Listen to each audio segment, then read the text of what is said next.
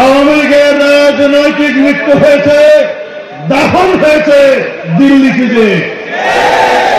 যে এই সংবাদ গণমাধ্যমের বন্ধুরা আপনারা প্রচার করবেন। মুর্দা মুর্দা ফ্যাসিস্ট হাসিনা এখন কাফন করে কথা বলছে দিল্লি থেকে।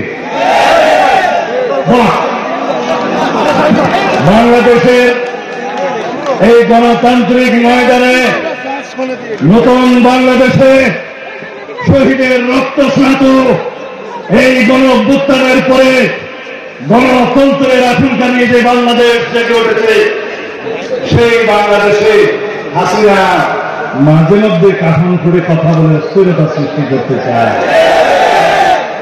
মুর্দা কখনো কথা বললে মানায়?